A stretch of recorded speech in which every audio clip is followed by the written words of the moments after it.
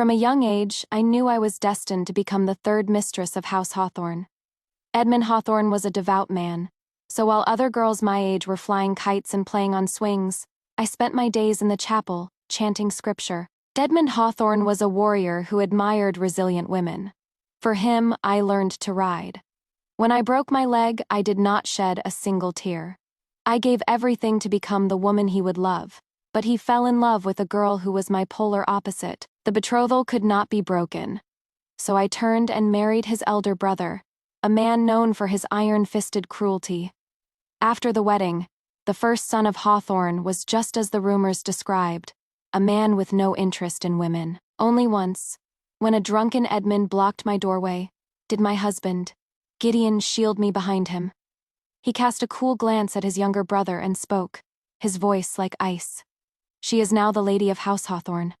What business does the third son have with his sister-in-law at this hour?" Edmund Hawthorne had fallen in love with the daughter of the Quay family, a girl who sold dumpling soup from a stall at the city gates. She didn't even have a proper name, being the third child. Everyone simply called her Tessa. She had two good-for-nothing older brothers who had amassed gambling debts and fled, leaving her to deal with their creditors. One winter, sick with a fever and harassed by debt collectors, she nearly died in the snow. Edmund paid off her family's debts and found respectable jobs for her two brothers. He pulled his beloved from the mire, but he forgot all about me. The scandal became the talk of the capital. The eldest daughter of House Ashton was a laughingstock. My mother, furious, demanded that my father petition the king to annul the engagement. My father summoned me to his study. He said nothing, merely practicing his calligraphy. I understood his meaning. An alliance between House Ashton and House Hawthorne was advantageous. It wasn't worth severing over a woman. Furthermore, the engagement had been decreed by the Empress Dowager herself. To bring it before the king now would be unseemly. The character my father wrote was endure. I told him I would go and see the third son of Hawthorne myself. He nodded, set down his brush, and began to read a scroll from his shelf. As I left, a feeling of bitterness rose within me.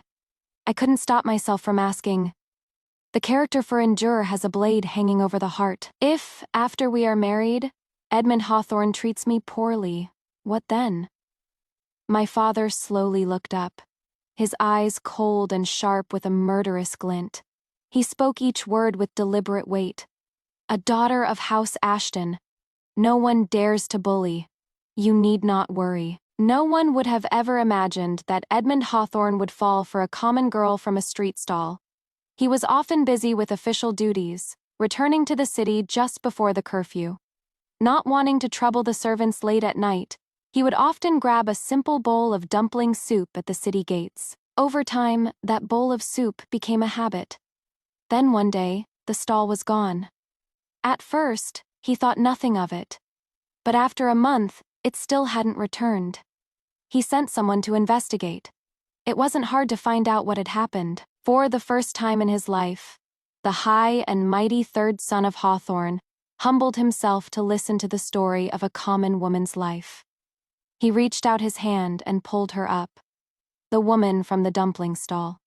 I doubt she could discuss scripture with him, or ride with him across the open plains. But when he returned home late at night, through wind and snow, there would be a lamp lit for him.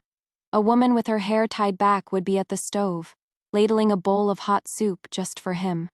It was a heartwarming image. Edmund and Tessa. Even their names seemed to fit. I went to see Edmund. He must have been very busy. I waited for 2 hours, only to be told by a servant, "My lord is still with a guest. Perhaps Miss Ashton could return another day." I was not one to linger. Seeing it was still early, I instructed my driver to take me to Tessa's shop. The stall at the city gate was long gone. Edmund had set her up with a new shop in a quiet, secluded alley. The Hawthorne family could easily afford to keep a mistress, but it was unseemly for her to be working in public. By allowing her to continue her trade in this quiet location, he had clearly put thought into it. The shop was small but clean. It was past the lunch rush and there were few customers. Tessa no longer sold dumpling soup. The sign now advertised noodle stew. The soup from the city gates was now for the third son's enjoyment alone. I watched from my carriage, through the curtain, as the girl kneaded dough. From this distance, I couldn't see her expression, only the red ribbon in her hair and the sleeves rolled up to her elbows as she worked deftly. She was different from what I had imagined. I thought she would be more delicate. The alley was quiet, and my family's carriage was conspicuous. She saw me. After a moment's hesitation, she wiped her hands and walked over. "Might the lady in the carriage be Miss Ashton?" "What is it?" "Well, Lord Edmund has mentioned you," she said. "He lent me the money for this shop. I intend to pay him back as soon as I've earned it." I was fiddling with the Buddhist prayer beads I always wore on my wrist when the sound of galloping hooves approached. The occupied Edmund Hawthorne reined in his horse, his face a cold mask. He moved to stand protectively in front of Tessa. "Miss Ashton," he said sharply, "if you have an issue, bring it to me. What is the point in harassing a simple girl?" I froze after a moment. I turned to my driver. "Did I harass her?" "Of course not, my lady. You haven't said a word since we arrived." I then asked the girl with the rolled-up sleeves, "Did I harass you?" She seemed frightened, clutching Edmund's sleeve. "My lord, what are you doing? You've misunderstood, Miss Ashton." A blush of shame spread across Edmund's face. I knew what he feared. House Ashton was powerful. I could have had Tessa beaten in the street, and no one would have held me accountable. But I, Eleanor Ashton, had my own pride. I had only come to see what kind of girl I had lost to. "I apologize," Edmund said stiffly. "Tessa is not like you." I was agitated and spoke rashly. I had waited 2 hours for him at his residence. Yet, when Tessa was in trouble, he arrived in an instant. The sun was setting behind him, a great fiery orb sinking below the horizon. In that moment, I saw the next few decades of my life flash before my eyes, trapped between Edmund and another woman. My every action misconstrued because of my noble birth. If I spoke too loudly, I was arrogant. If I was silent, I was using my status to intimidate. Watching Tessa from my seat was an act of contempt. Standing was a threat. I would be confined to my home day after day, hoping for a husband who didn't love me to have a change of heart. I suddenly found it all so meaningless, including the 8 years I had spent loving Edmund Hawthorne. I had knelt before statues, begging for his well-being. I had tamed wild horses for him. I had imagined our married life 1,000 times. We had equal standing, similar interests, a betrothal from the Empress Dowager herself. We were a perfect match, but none of it mattered if he didn't love me. I think it was in that moment that I gave up on him. I bit my lip, forcing the tears back. My voice strained. "Lord Edmund, do you recall that House Hawthorne and House Ashton have a marriage contract?" "Of course, but the matter requires further." I cut him off calmly. "The second son of Hawthorne is already married, and a daughter of House Ashton will not be a concubine. Therefore, please convey a message to your grandmother." A faint smile touched my lips, but the hand hidden in my sleeve trembled. I held myself as straight as I could and spoke my last words to him. "The betrothal cannot be broken. Tell your elder brother to come." I had loved Edmund Hawthorne for many years. I was only 6 or 7 when I first saw him. I had accompanied my mother to the Golden Mountain Monastery. While she was listening to a lecture, I slipped away to the back garden. I fell into a pond trying to pick a lotus flower, and a young novice saved me. My clothes were soaked, my socks were muddy, and I had lost a shoe. He was dressed as a novice, but had his hair tied up like a layman. He gave me the string of prayer beads from his wrist and gently wiped the mud from my face, telling me not to be afraid. Later, my mother found out that my rescuer was the 3rd son of Hawthorne. A wandering mystic had prophesied at his birth that he would face a great trial in his 19th year. To avert this fate, his grandmother had sent him to be raised in the monastery. At 6, I didn't care for scripture, but this was about the gentle boy who had saved me. While other girls were chasing butterflies, I was in the chapel, praying for his well-being. When he was 12, he returned to his family, and on that very day, the Empress Dowager decreed our betrothal. I was ecstatic. Edmund was a warrior. He hoped his wife would know how to ride. The daughters of House Ashton had no need for such skills. But I learned. My hands were calloused, my legs were raw, and I even broke my leg. But I never cried. The prayer beads he gave me broke once in a crowded market. I searched frantically, my white dress stained, my hands trampled. I only found 12 of the 18 beads. My mother, seeing my distress, had the missing 6 replaced. They looked identical, but I could always tell the difference. I had planned to tell him all these stories on our wedding night. But that was before. When my mother heard of my change of heart, she was so shocked she dropped her teacup. The first son of Hawthorne. He is not a suitable husband. Her reaction was understandable. Lord Gideon Hawthorne was known for his ruthlessness. He was the commander of the king's shadow guard, the king's closest enforcer, with the power to arrest and imprison at will. The dungeons of the guard were a place worse than death. The highest nobles in the land feared him. He had never married. It was said that a woman who once tried to get close to him by accidentally spilling wine on his clothes had her arm dislocated for her trouble. He was never seen with any lady of the court, nor did he frequent pleasure houses. It was rumored he had no interest in women. Furthermore, Gideon, though the eldest, was the son of a concubine. He was 10 years my senior. When I was learning to write, he was already arresting people across the capital. No one had ever considered him for this match.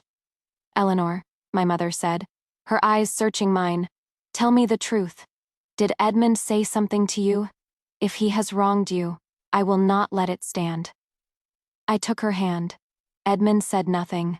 I have made up my own mind. He saved my life, but we are not fated to be together. His heart is not with me. If I force this marriage, we will only grow to resent each other. Besides, I looked at my father. Marrying Gideon would be of great benefit to House Ashton. After a long silence, my father asked slowly, "You have decided?" "I have, and I will not change my mind." Half a month later, the Hawthorne family sent the betrothal gifts. It was a procession of the highest honor. 64 bearers carrying chests of treasures that filled our front hall and spilled into the back courtyard. "The highest honor, my lady," my maid said, her face aglow. "The master is truly devoted to you." I looked at the sea of red and knew this was merely for show. Gideon and I were practically strangers. This was a royal decree, and it had to be done with dignity. The wedding was 3 months later. I never saw Edmund again. I heard that Tessa's brothers, unable to control their urges, had started gambling again, using Edmund's name to run up debts. I don't know how it was resolved, only that Tessa's noodle shop closed. Edmund moved her into a private villa, with servants to wait on her. I knew this would not end well. Tessa was a proud woman. To be kept like a mistress would surely cause a rift between them. But it was no longer my concern. One day, my childhood friend, Lady Annalise, invited me to a jeweler's shop. On the way, she kept stealing glances at me. "Just ask," I said, unable to bear her curiosity any longer. She asked the question that was on everyone's mind. How could I answer? That Edmund didn't love me. That Gideon was a better strategic match. I chose a lie. To be honest, I have long admired the first son of Hawthorne. Just then, a troop from the Shadow Guard galloped past. At their head was Gideon himself. On a black steed, his face grim, his expression remote. My heart skipped a beat. "Honestly," Annalise grumbled, covering her mouth from the dust, "running into these reapers. I wonder who they're after now." She then turned back to me, her eyes shining. "You've admired him for a long time? When did this happen? Why didn't I know?" I stared at the sky, fabricating a story. "At the Queen's Mid-Autumn Festival last year. Was Lord Gideon there? I thought he never attended such events." "He was," I insisted weakly. "You've just forgotten. In early April, I married Gideon. The wedding was grand. As my mother combed my hair, I wondered for a moment if there was another world, one without Tessa, where Edmund and I grew old together. As I stepped into the bridal carriage, I stumbled and a hand shot out to steady me. Through my veil, I saw only a blurred figure. I thanked him, but in the noisy celebration, I don't know if he heard. The wedding ceremony required a visit to the main Hawthorne estate. When the veil was lifted, I found myself looking into Gideon's eyes. Edmund was handsome, but his elder brother, though similar in features, had a sharper, more formidable air about him, honed by years of bloodshed. In front of the crowd, I blushed and gave him a shy smile. He seemed taken aback, then slowly returned it, the severity in his eyes melting away. Gideon led me through the introductions. I followed half a step behind him, always within reach. I saw Edmund. Even in a crowd, he stood out. There was a hush as everyone watched me, expecting a scene. They underestimated me. From this day forward, my life, I would not allow anyone to see me as a joke. I greeted Edmund with a polite smile, as if we were strangers. Third brother. He looked unwell. Sister-in-law, he replied. Gideon's hand found mine, and I squeezed it tightly. Thus, Edmund Hawthorne and I were strangers once more. Married life with Gideon was peaceful. He was often away on duty. When I was unsure about household matters, he told me to do as I saw fit. After one of his long trips, he returned to find a patch of sunflowers blooming in the garden. After that, he always brought me back a small pouch of flower seeds from his travels. We had not consummated the marriage. Perhaps the rumors were true, but I suspected another reason. He knew about my history with his brother. How could he trust that I had truly moved on? But if he didn't speak of it, how could I? On an evening, I watched him pack, then impulsively handed him an umbrella. Take this. It will rain in 2 days. He looked at me surprised, but took it. 2 days later, it poured. When he returned, he told me how his men had been soaked. How did you know it would rain? I smiled. Guess. That night, as I was bathing, his shadow fell across the screen. You have old injuries, he said. You should soak in hot water to ward off the cold. Startled, I sank into the steaming water, which was far too hot. I thought I heard him chuckle softly before he disappeared. After that, my bath was always perfectly comfortably hot. In late September, Gideon was gravely injured. The court physician said the blade had missed his lung by inches. Fearing a fever, I sat by his bed all night. When he woke, the room smelled of jasmine, and the morning sun cast a golden glow across the blankets. I had been dozing, and in my daze, I wished him a good morning.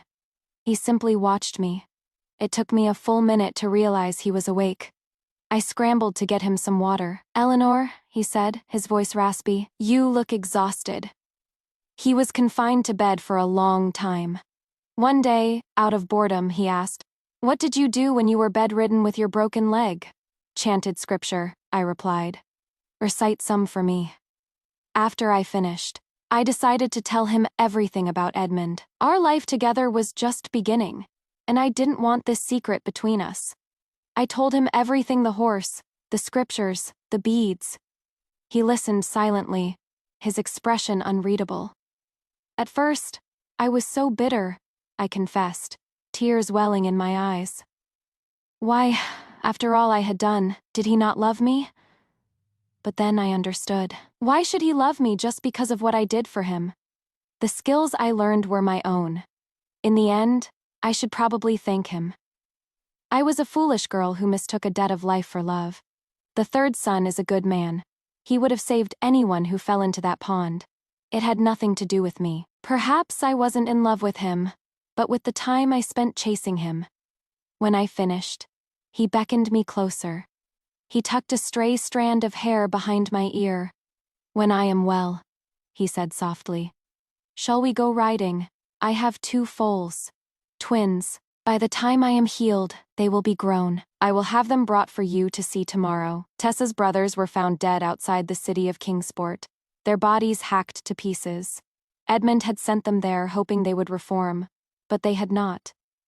Tessa, upon learning the news, went to the magistrate and accused Edmund of murder. The scandal was immense. What will happen? Annalise wrote to me. If Tessa finds out the truth? The truth was not my concern. What mattered was what Tessa chose to believe. With 2 lives between them, their story was surely over. At a family banquet, Edmund was a ghost.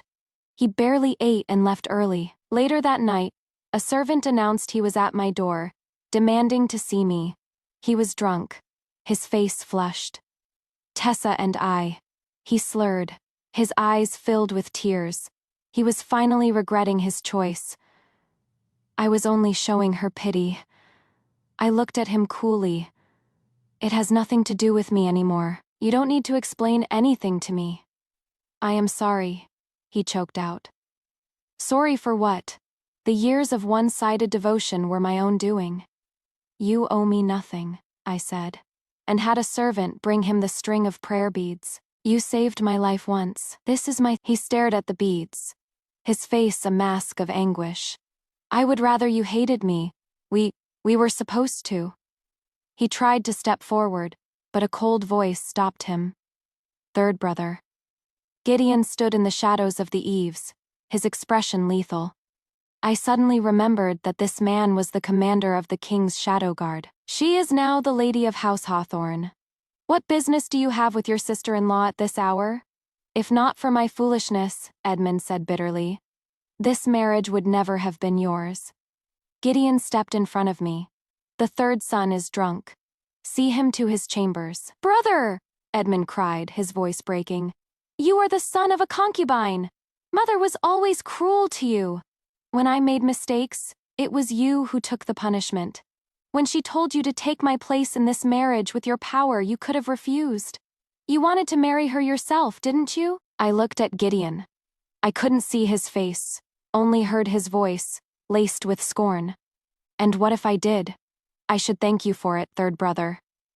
Edmund petitioned the emperor for a post in the southern garrisons. It was a notoriously dangerous place, rife with venomous snakes and poisonous swamps. It was a suicide mission. My mother-in-law fell gravely ill. When she recovered, she blamed me for her son's fate. She did not know that I had sent men to watch over Tessa, and had them spirit her away to safety when my mother-in-law sent assassins after her. Tessa was now somewhere far away, free to live her own life. By the end of winter, Gideon was fully recovered. On the first day of spring, we went to see the twin foals. They were grown now, their coats shining in the sun. Gideon swung himself onto one of the horses, his eyes bright. He leaned forward, a challenge in his eyes. Do you dare to race me? If it had been anything else, I might have hesitated. But riding was my greatest skill. And if you lose? I asked. He bowed with a smile. At the disposal of the lady of House Hawthorne. My heart thundered. He had called me my lady before, but never like this, with such open, teasing affection. I turned away, flustered. You'd better keep your word. The wind whipped at my clothes, the thundering of hooves in my ears. I had never ridden so fast, the wind like a knife against my face. But I urged my horse on, faster and faster. Gideon was right beside me. I felt a surge of pure joy, all the past sorrows left behind in the dust. I won. I reined in my horse and called his name, Gideon. He was smiling, his eyes sparkling. What is it? Why did you marry me? It was the question that had been in my heart for so long. He laughed. I knew you would ask that. You mustn't get angry and ride away. I can't catch you. I won't tell me. At first, it was curiosity. I wanted to see the girl who would reject Edmund Hawthorne in the street. You know, he and I have never been close. And then, I heard that same girl say she had long admired me. She was weaving such a clumsy lie. Stop. Don't say any more. I cried, mortified. I spurred my horse toward him, but he was ready, laughing as he galloped away. Eleanor Ashton! Do you dare to race me again? For what? The stakes don't matter, but the loser must accompany the winner until their hair is white. The sun was warm. The air smelled of fresh grass, and the man on the horse was smiling at me. My heart soared. I spurred my horse after him. A race it is. Who is afraid of whom? Edmund Hawthorne's epilogue. Edmund returned to the capital 2 years later. The city had moved on. No one spoke of him and Tessa anymore. The army had hardened him. He was darker, his demeanor more sober. He knew he would see Eleanor again. He had rehearsed the meeting in his mind 100 times. They would be polite, dignified. The past was the past. His mother had written to him. Eleanor was with child. But when he actually saw her, through a screen in the garden, he couldn't stop his fists from clenching. She was pruning a dwarf pine, speaking to Gideon about preparing a birthday gift for the Empress Dowager, reminding him to maintain good relations with his colleagues. It was the kind of intimate advice a wife gives her husband. Gideon was pretending to listen, but his eyes were fixed on her, on the sharp shears in her hand, terrified she might hurt herself. When she saw his inattention, she stomped her foot. Gideon! He immediately began to soothe her. Edmund felt a sense of dislocation. He had seen his brother cut the kneecaps off a man in the dungeons. His arrival shattered the peaceful scene. The moment Eleanor saw him, the playful girl vanished, replaced by the composed, dignified matriarch. She greeted him with polite, distant courtesy. He hated it. They had a past, didn't they? It wasn't beautiful, but they had almost been married. Almost. The word was a girl named Tessa. He heard she was in Kingsport now, running another dumpling stall. He had thought he could be her hero, but their love hadn't survived the harsh realities of life. She had a fierce pride, a pride he had first loved and then come to resent. One night, after a bitter argument, she had scratched him, a long red mark on his neck that kept him from public view for days. In a rage, he had smashed a set of teacups. He didn't love Eleanor, but in that moment, he had thought with a surge of regret, "Damn it, why didn't I marry Eleanor Ashton?" They were a perfect match. Why had he thrown that happiness away and handed it to his brother? Edmund was not a man who dwelled on regret, but this one thought grew like a weed in his heart, especially when he saw them together. His brother's estate had always been a cold, lifeless place. Now, with Eleanor there, it was filled with warmth and life. There was a garden now, with purple morning glories climbing a trellis and him. He was a laughingstock, sued by his own mistress. His mother had aged overnight. In the south, he had been bitten by a venomous insect and had lain near death for 3 days. He had clung to the prayer beads he always wore. Everyone said he was lucky to have survived. Only he knew the truth. The third son of Hawthorne had already been lost in the great trial of his 19th year.